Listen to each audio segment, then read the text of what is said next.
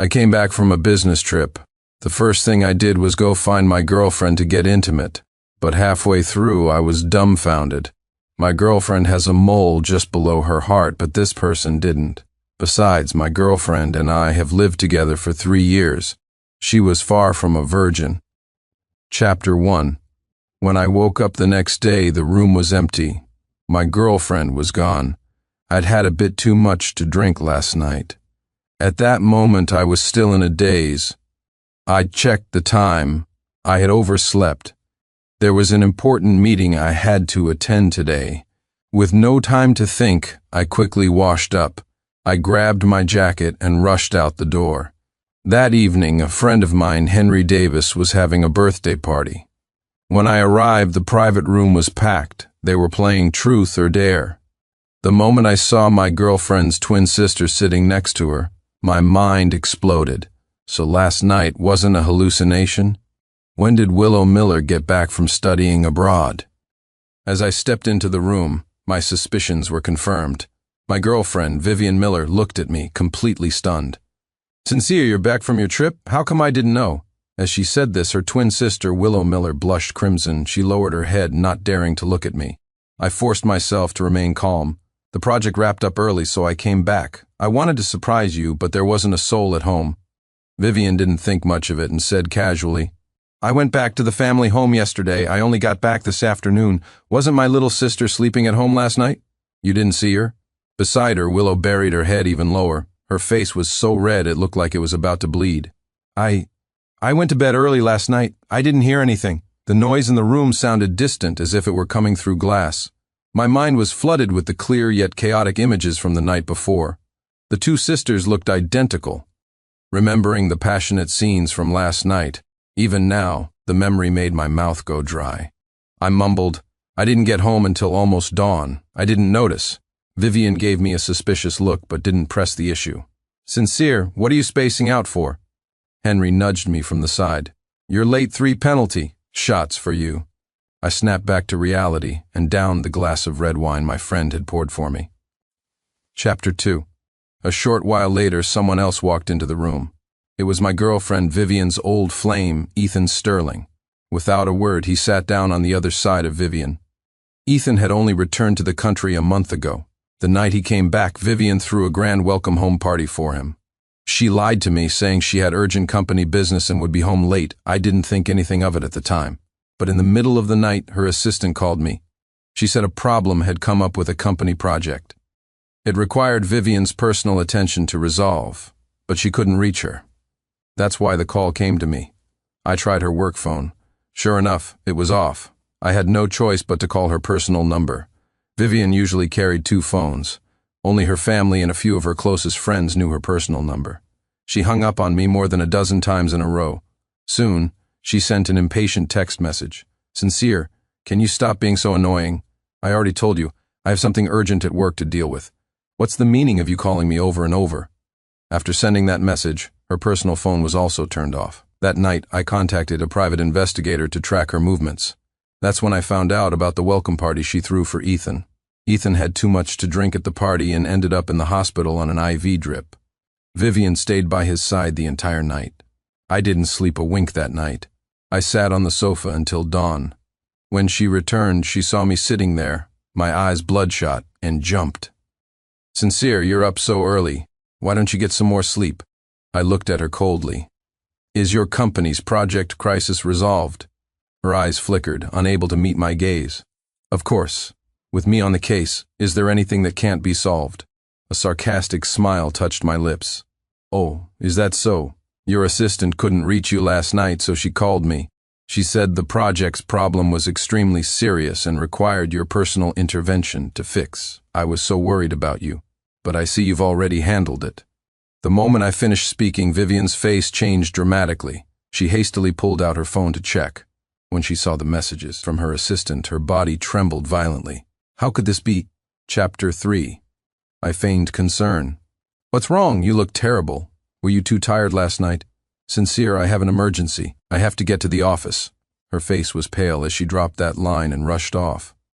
Unsurprisingly, the problem with her project was severe. Because of Vivian's delayed response, the company suffered a direct loss of a couple million.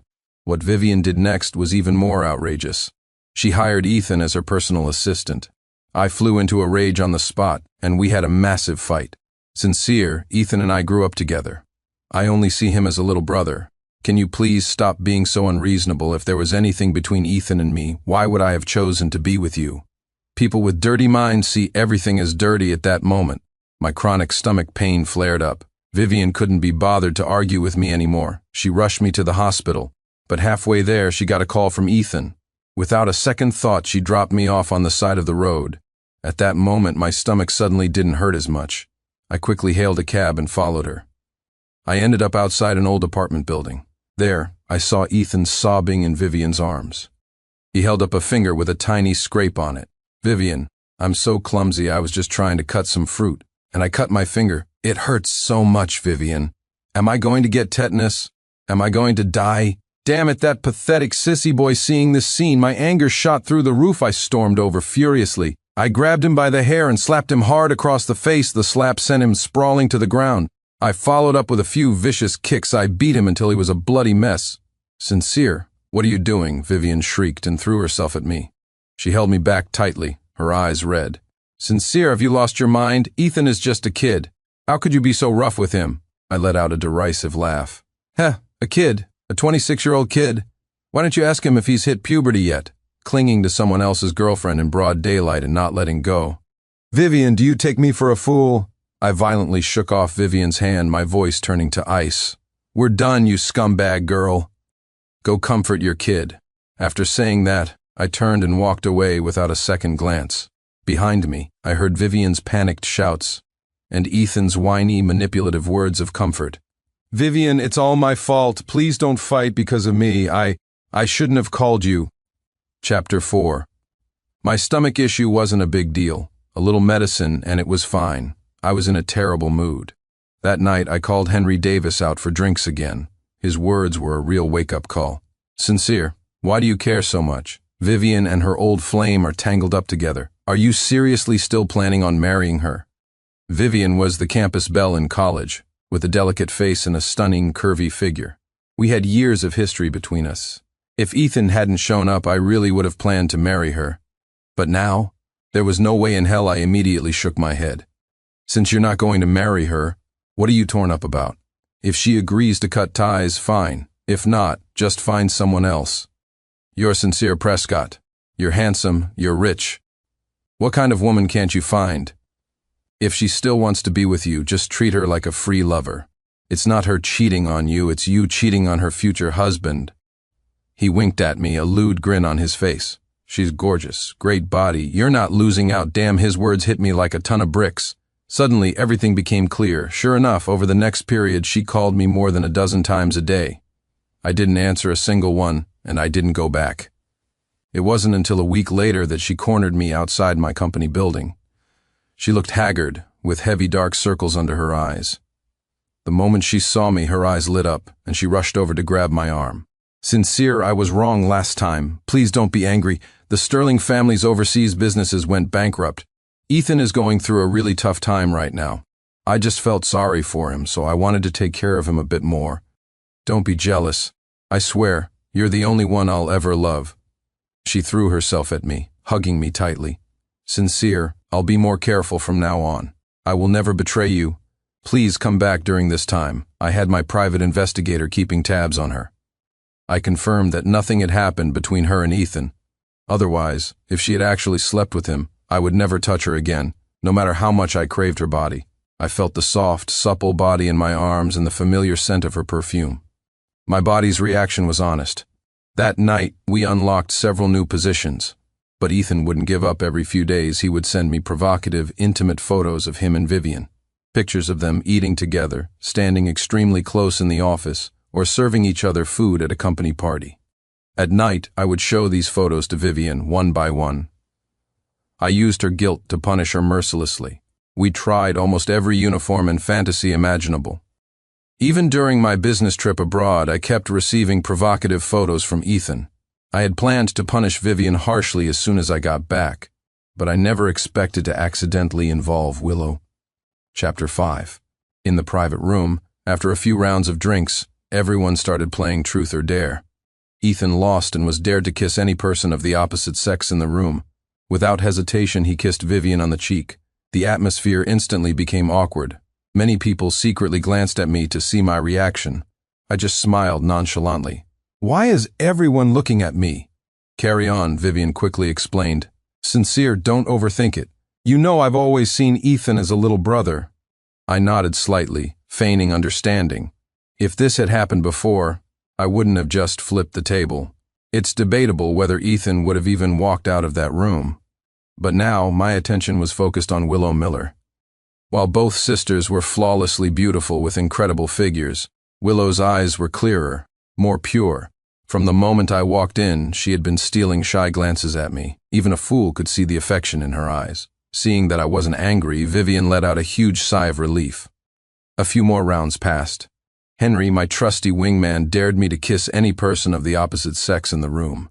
Vivian was sure I would kiss her. She looked at me with eyes full of anticipation, but without a moment's hesitation I leaned in and kissed her sister, Willow. The moment my lips touched Willow's, the entire room fell dead silent. Everyone stared at me in disbelief. Willow's red lips were like cotton candy, soft and sweet. Her eyes went wide as she stared at me. I don't know if it was because she was nervous, but her hands gripped my arms tightly and wouldn't let go. The anticipation on Vivian's face froze into shock, then flushed with a humiliating red.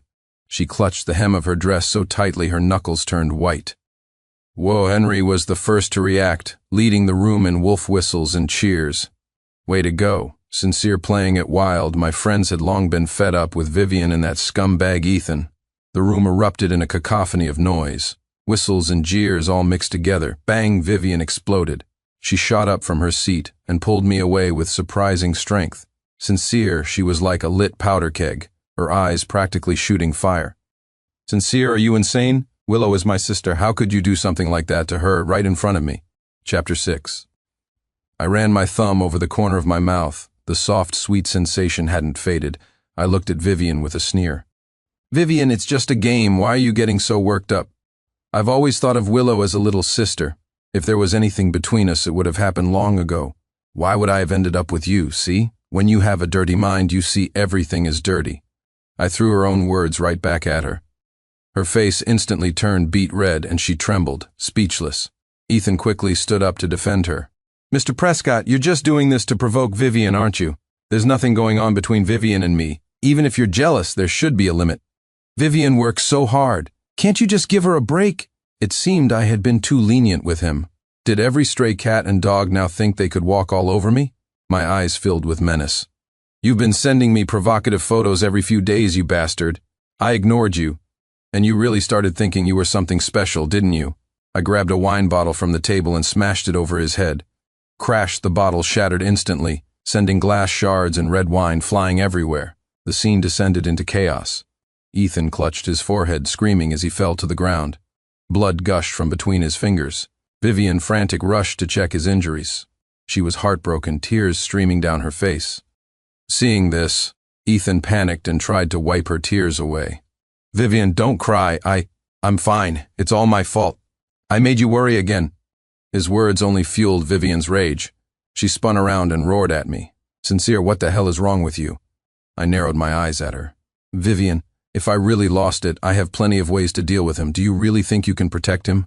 My words struck her dumb, her face turning pale. She didn't dare to shout anymore. She hastily took Ethan to the hospital to get his wound treated. She dragged Willow away with her as well. Chapter 7. It was almost midnight when we left the private room. After some thought, I decided to go back to my own place. I was halfway through a shower when Vivian somehow found her way there. She barged right in, pushing open the bathroom door. She was naked, clinging to me. I tried to push her away, but she only held on tighter.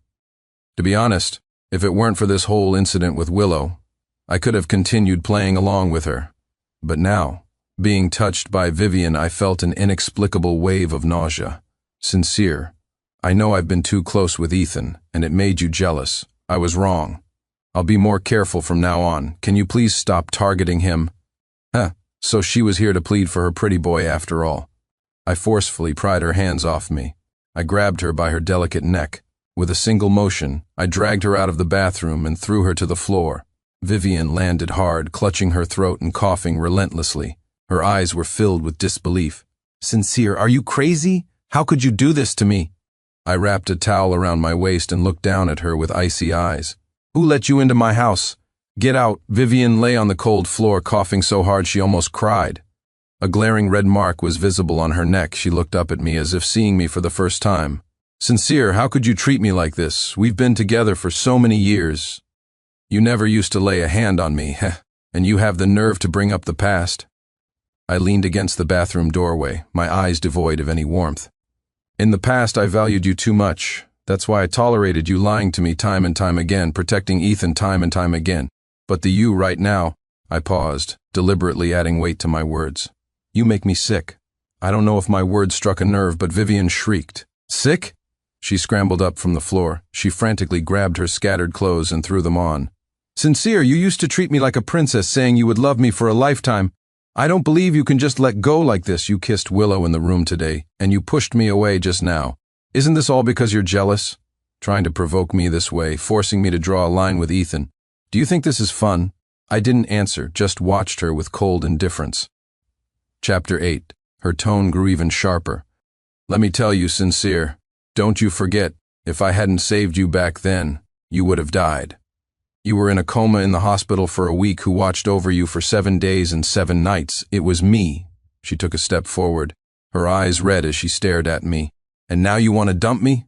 Let me tell you, it's impossible. You'll never get rid of me in this lifetime." After saying this, she snatched her purse from the floor and slammed the door behind her as she left. I watched her retreating figure and fell into a thoughtful silence. Back in college, I was in a car accident, a collision with a large truck that nearly killed me. It was Vivian who, disregarding her own safety, dragged me out of the burning car. The second she pulled me to the side of the road, there was a deafening explosion.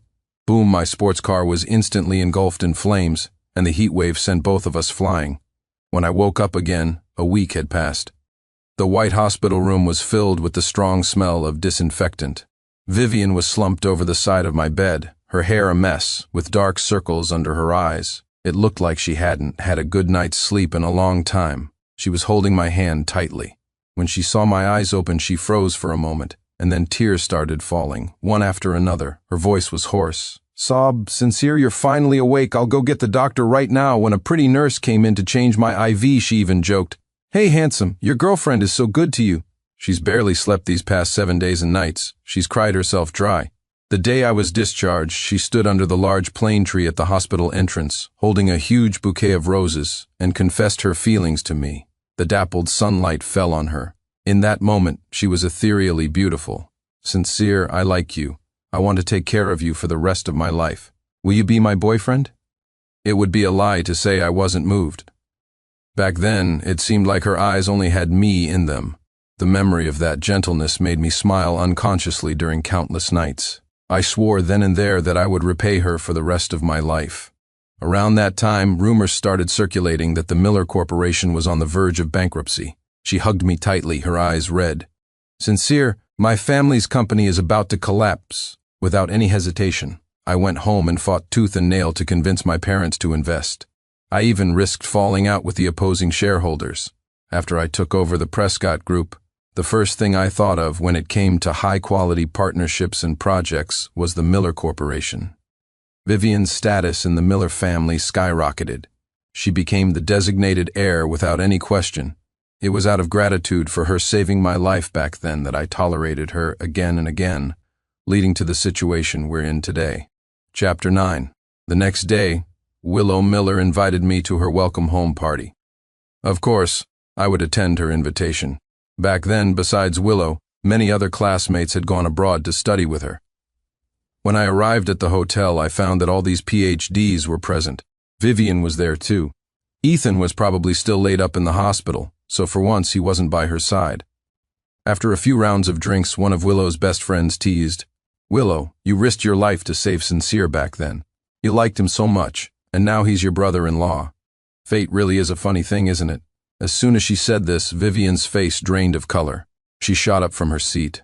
Her movement was so abrupt that she knocked her chair over. Crash, it made a huge noise. My mind went completely blank. "What? Willow saved me?" Vivian pointed at the girl and started cursing. Isabel Reed, it was obviously me who saved Sincere. Stop spouting nonsense here at this point. All the classmates in the room sensed that something was wrong. Isabel Reed also came from a wealthy family. Being pointed at and cursed out by Vivian, her temper flared. Vivian Miller, I was right there. You were so scared your legs turned to jelly you saved him? Do you have any shame? Other people might not be able to tell you two apart, but I'm Willow's best friend. You think I can't tell the difference?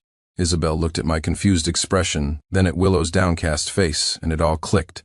Oh, I finally get what's going on back then. Willow watched over Sincere in the hospital for 7 days and nights. She just went home to grab some clean clothes, and when she came back, she saw you two hugging. She was heartbroken, and that's why she dragged me to study abroad with her. At the time, I even cursed Sincere out for being a scumbag, so it was you, her older sister, who stole her credit and her man. How could you be so shameless? Chapter 10. You're lying. Vivian's face was contorted with rage. She rushed forward to grab Isabel's arm, but was held back by several classmates. It was me who saved Sincere from the explosion, and it was me who stayed by his side in the hospital. Willow Miller, stop playing the victim in front of everyone to get sympathy. Willow finally lifted her head, a light mist clouding her clear eyes. She tugged on Isabel's arm. Forget it, it's all in the past. Isabel looked at her with an expression of utter exasperation. Willow, you've been bullied by your sister your whole life. Anything you set your eyes on, she would snatch away. How long are you going to put up with her? Ignoring Willow's protests, Isabel forcibly took a string of Bodhi prayer beads from her purse. Willow, you cried over these prayer beads every day for all those years we were abroad. She held the beads up to my face. These prayer beads were salvaged along with you when Willow saved you from the car crash. Are you telling me these aren't yours? The moment those Bodhi prayer beads appeared, my eyes widened in shock. The dark brown beads were worn smooth and shiny from being handled. On the very last bead, there was a tiny crack. This string of Bodhi prayer beads was the only thing my mother had left me. I had worn it for 5 whole years. I didn't have time to take it off when the crash happened. Those beads are mine. The room of classmates exploded. I was a big shot in college. Besides my good looks and top grades, I was also the student council president and the sole heir to the Prescott family, the wealthiest in the city. You could say that the line of girls chasing me back then could have stretched from the academic building to the campus gates. Someone pointed at Vivian, calling her a manipulative schemer. Someone else looked at Willow with sympathy, and others took out their phones to secretly record the scene unfolding before them. Vivian collapsed to the floor, listening to the murmurs of the classmates around her. Looking into my ice-cold eyes, she finally broke down. She crawled over and grabbed my pant leg. Sincere, I really didn't mean to. Sincere, I just liked you too much. I kicked her away. Without giving her another glance, I strode out of the room. Behind me, I could hear her heart-wrenching sobs. Chapter 11. I left the hotel. The first thing I did was call my private investigator. I told him to look into my car accident from all those years ago. That evening, Vivian was kneeling in front of my villa. She was slapping herself hard, again and again, the sounds sharp and clear. She was using her full strength. Soon, her face was swollen. Blood trickled from the corners of her mouth. She looked at me, her eyes filled with pleading. Sincere, I was wrong. I was really wrong. Please forgive me. As long as you forgive me, I'll do anything you ask. Of course, I knew why she was scared. The reason she dared to flirt with Ethan all this time was that she was banking on the favor of having saved my life. She was certain that no matter how angry I got, as long as she didn't truly cross the line, I would never completely sever ties with her. She, Vivian Miller, would still be the great young lady of the Miller family, the heir to the Miller Corporation, and even the future Mrs. Prescott. But things were different now. She had lost her biggest piece of leverage over me. She was even afraid that I would retaliate against her for the deception, and the Miller family, to appease my anger, might very well cast her aside like a pawn. I smiled faintly and helped her up. I tenderly touched her badly swollen cheek and spoke slowly. Vivian, you're overthinking things. We've been together for so many years. How could I not give you a chance? I know you only claimed your sister's credit because you liked me so much. I don't blame you. But everyone knows you're my girlfriend, the future Mrs. Prescott. Yet you've been carrying on with another man. You've made me lose a lot of face. Vivian seemed to understand what I was implying and quickly pledged her loyalty. Sincere, I know I was wrong.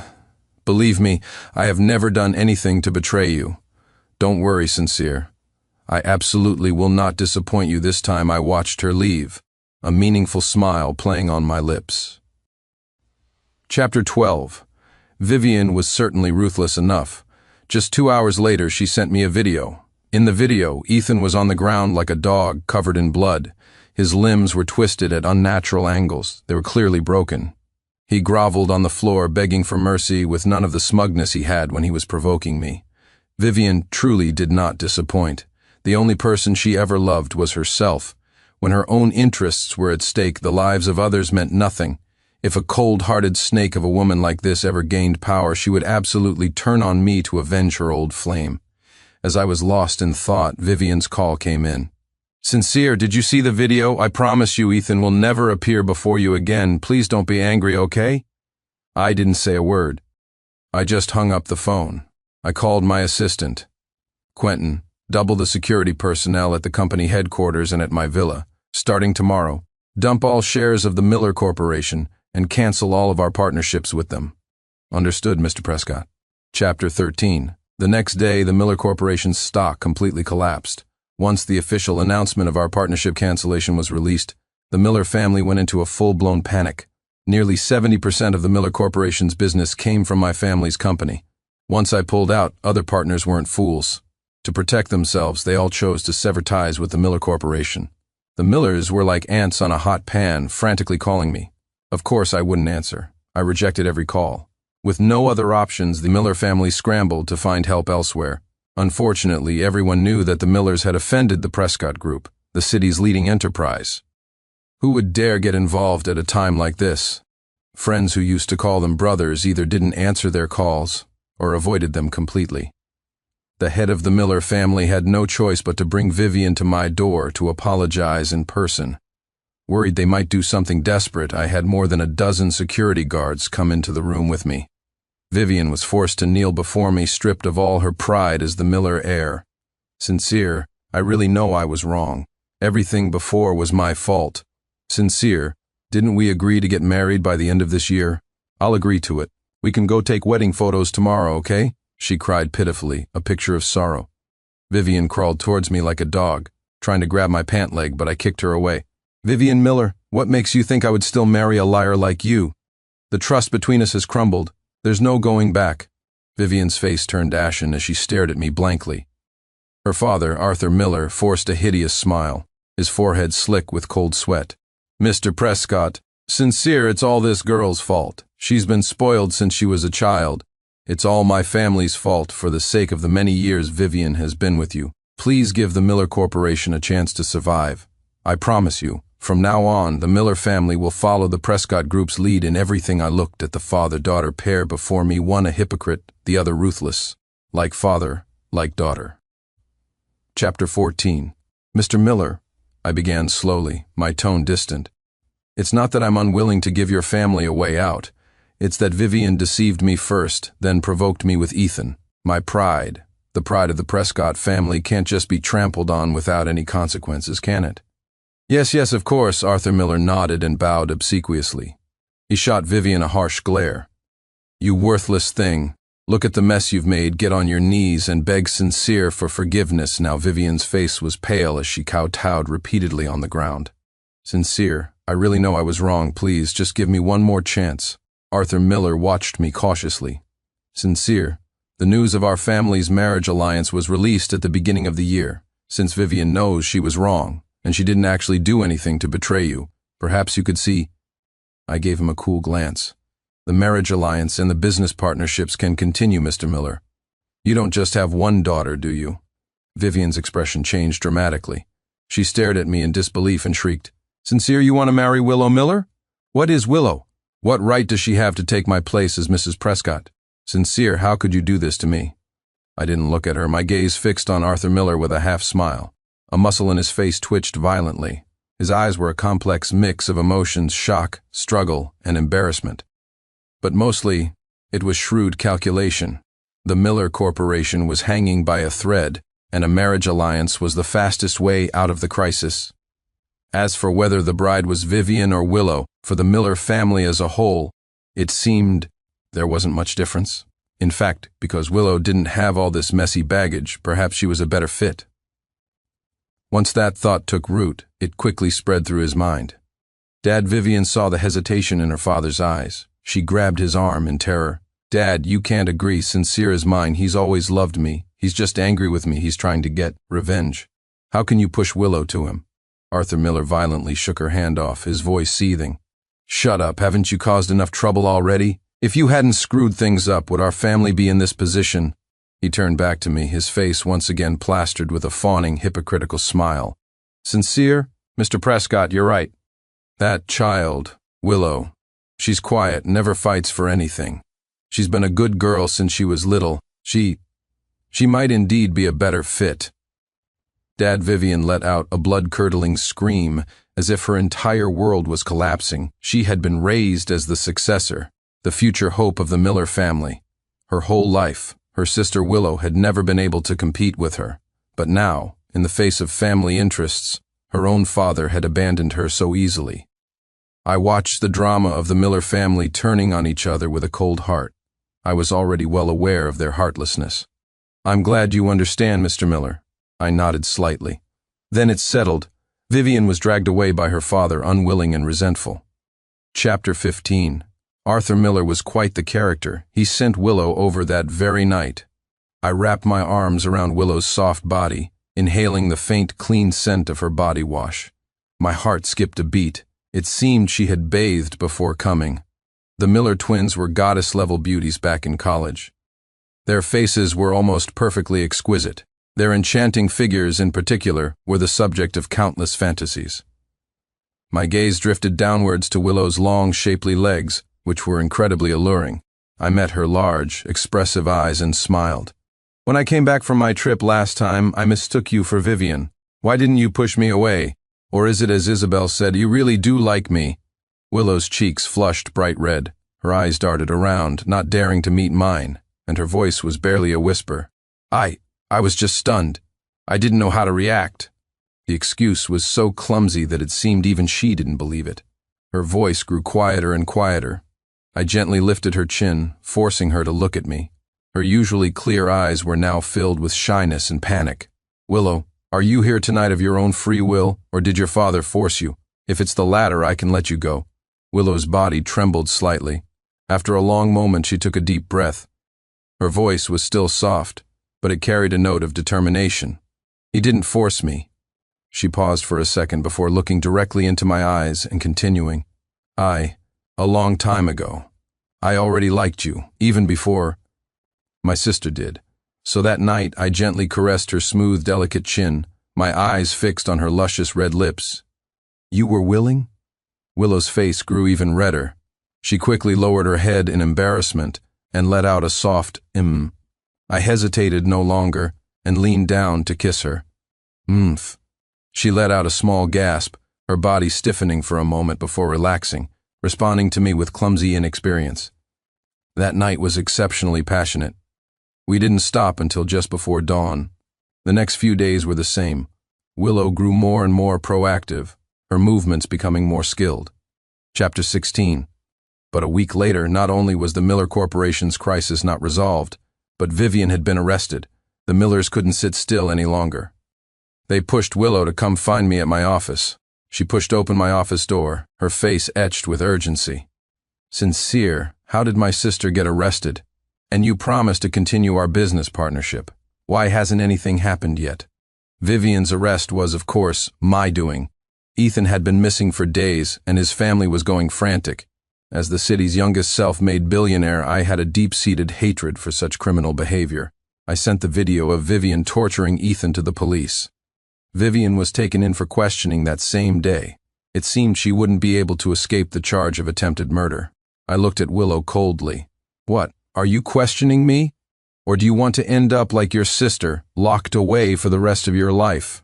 Willow panicked instantly. A flash of fear crossed her eyes, and she didn't dare to look at me. Sincere, what are you talking about? I don't understand.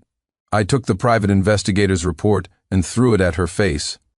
The pages scattered. fluttering through the air and landing all over the floor. You don't understand? My voice was bone-chillingly cold as I said, word by word, that car crash in college.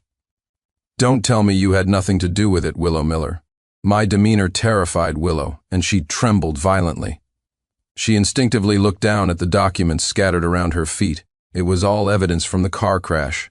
There were bank transfer records, photos, even a confession from the truck driver, and other supporting materials. She was just a college student back then, not meticulous enough. Many loose ends she failed to clean up had been dug up.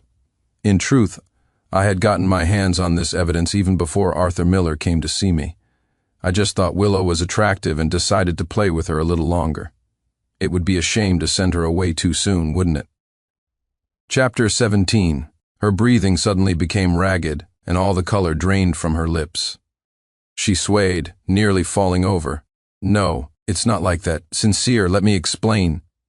She rushed forward to grab my arm, trying to defend herself. Explain? I shoved her hand away, grabbing her by the hair and pulling her close. Her eyes were filled with terror as she shook her head frantically. Here, let me explain for you. Your family's company was facing a severe financial crisis back then, and your father couldn't turn things around no matter what he tried. You thought your opportunity had come, didn't you? Your sister was raised to be the heir. If things continued that way, you would never have a chance. So you set your sights on me. You staged a damsel saving the hero drama so that I would be eternally grateful and you could use my influence to rise to power. What a shame in the end your sister stole the fruits of your victory at the last moment. You knew your father backed her, so you were no match for her in a direct confrontation. That's why you chose to retreat to advance. Going abroad to study and biding your time, and after you returned, you used Isabel's mouth to reveal the truth of what happened back then. You knew that years of deception would make me lose my mind with rage, and thus, you achieved your goal of using my hand to eliminate your sister. If I'm not mistaken, you were the one who tricked Ethan into coming back to the country too, weren't you? My voice grew louder, my gaze colder. Tears streamed down Willow's face, the fear in her eyes intensifying. Chapter 18. No, I never meant to hurt you. She shook her head desperately. I calculated everything, the time, the section of the road, the speed. At most, you would have only suffered minor injuries. I never thought the crash would be so severe. I'm sorry, Sincere, I was wrong, Willow Miller. You're far more terrifying than your sister. At least Vivian's malice was on the surface. But Willow, with her gentle, pure, and innocent facade, had woven the most venomous web. And unfortunately for me, I was her prey. No, Sincere, I really do love you. She tried to grab my arm again, but I threw her off violently. Love me? I laughed as if I'd heard the funniest joke in the world. Your biggest mistake was using me as a pawn. Your Miller family, one is more vicious than the next. The days you spent with me can be considered interest. Go and repent for the rest of your sins in prison. I pressed the button on the office intercom. Quentin, bring security in here. Willow struggled desperately. No, please don't, Sincere. I was wrong. I'm begging you. Let me go. I'll do anything you ask. Soon Quentin Shaw came in with the guards, looking at the struggling Willow with a blank expression. Mr. Prescott, have the police come and take her away. Give them the evidence of Willow hiring someone for an attempted murder, along with the evidence of her father's fraudulent accounting and business scams over the years. Yes, Mr. Prescott, Quentin replied calmly, showing no surprise. The security guards forcibly dragged Willow out. No, Sincere, you can't do this to me. Willow let out a desperate scream. I really do love you. I was wrong, Sincere. I'll never do it again. Sincere, the Millers are all venomous snakes. Now that we've shown our true colors, I wouldn't dare keep them around. Let them all rot in there. Let them live their entire lives in regret. Later, whenever I was in a bad mood, I would go visit them in prison. I'd see the sister, then the other sister. Watching them repent one moment and go insane the next, my mood would instantly improve. I have to say, damn, life is good. The end.